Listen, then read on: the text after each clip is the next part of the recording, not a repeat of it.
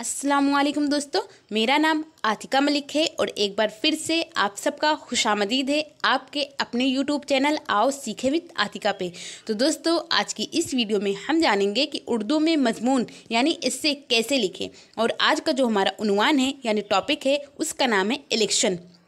Election जब होता है तो हम चुनाव करते हैं अपने पसंदीदा नेता का, तो जिसके लिए हमें वोट डालना होता है। तो आज की इस वीडियो में हम ये जानेंगे कि वोट जो है ये कौन डाल सकते हैं और कौन नहीं डाल सकते। और इसके साथ ये भी जानेंगे कि जो इलेक्शन आज होते हैं इसकी शुरुआत कब हुई और ये कब से हो रहा है।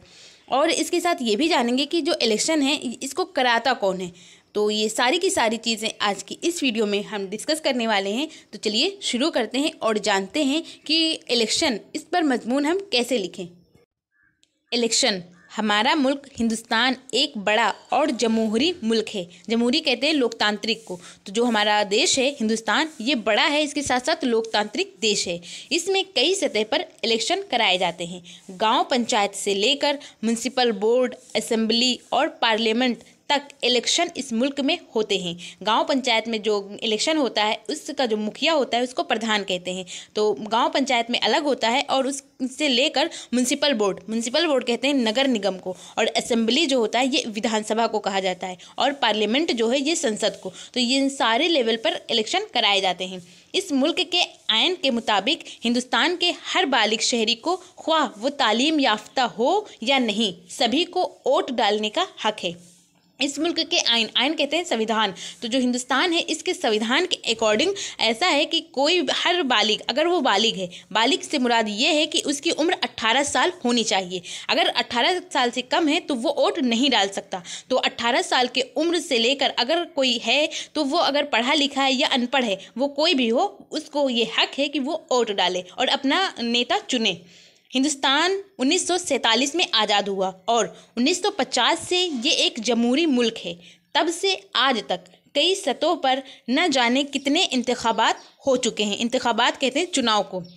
और ये सबसे पहले कब हुआ तो ये 1950 ईस्वी को हुआ। तब से लेकर ये आज तक हो रहे हैं चुनाव, इलेक्शन होते हैं और फिर ये 5 साल में बदले जाते हैं। तो 5 साल के बाद फिर से हमें मौका मिलता है कि हम चुनें। तो इसको चुनने के लिए हम देखते हैं कि 5 साल, पिछले 5 साल हमारा नेता कैसा काम किया, उसने जो वादे किए उसको पूरा किया कि नहीं किया। अगर वो वादे पूरे करते हैं तो फिर से वही नेता चुने जाते हैं। अगर वो अपने वादे पर खरे नहीं उतरते हैं तो जो पब्लिक होती है वो उनको बदल देती है। लोग एक एक वोट से भी हार जाते हैं।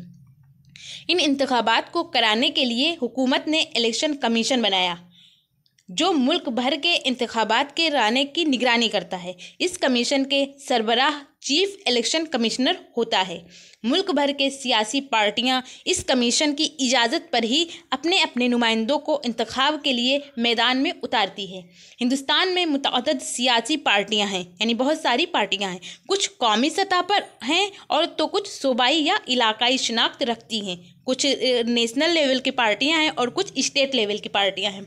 कांग्रेस और बीजेपी तो इस मुल्क की बड़ी पार्टियां हैं, यानी ये नेशनल लेवल की पार्टियां हैं। इसके अलावा समाजवादी पार्टी ये यूपी में चलती है। डीएमके ये तमिलनाडु की पार्टी है। इस मुल्क के कुछ इलाकाई पार्टियां हैं। हमारे मुल्क में हर बालिग शहरी को वोट डालने का हक दिया गया है। जिन लोगों की उम्र 18 साल या इससे ज़्यादा होती है उन्हें वोट डालने का हक है। अवाम के ज़रिए दी गई राय में अल्लाह ने किस कदर ताकत रखी है, इसके गवाह गुज़िश्ता कई सालों के इलेक्शन हैं जिनके तहत मरकज़ी व सूबाई हुकूमतें बनती और बिगड़ती रही हैं। यानी अगर कोई अपने कामों पर जो वादे करता है उस पर खरे नहीं उतरते हैं तो वो बिगड़ भी जाती हैं। तो कभी बनती हैं कभी बिगड़ती हैं। हुकूमतें और इनके ज़िम्मेदार जब तक अवाम की मंशा के मुताबिक काम करते हैं तब तक वो कायम रहते हैं।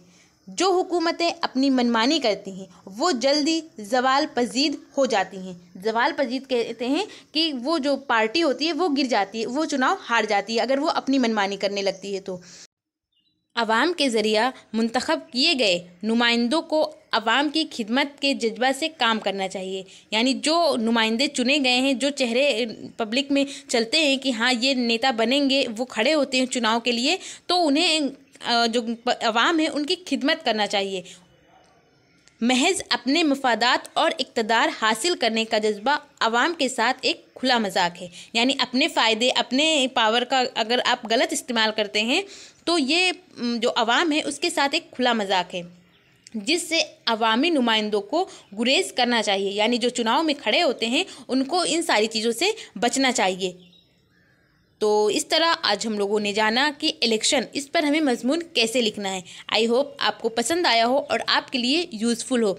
अगर पसंद आया हो तो आप इसे लाइक करिए, और अगर चैनल पर पहली बार आए हैं तो चैनल को सब्सक्राइब करके बेल आइकन को ज़रूर प्रेस करिए। और जो भी दोस्त आपके हाई स्कूल में हैं और उन्होंने ऑप्शनल सब्जेक्ट अगर उर्दू लिया हुआ है तो उन तक इसको शेयर कीजिए। और आपको ये वीडियो कैसी लगी, अपना फीडबैक हमें कमेंट के ज़रिए ज़रूर बताइए। Thank you. हमेशा खुश रहिए।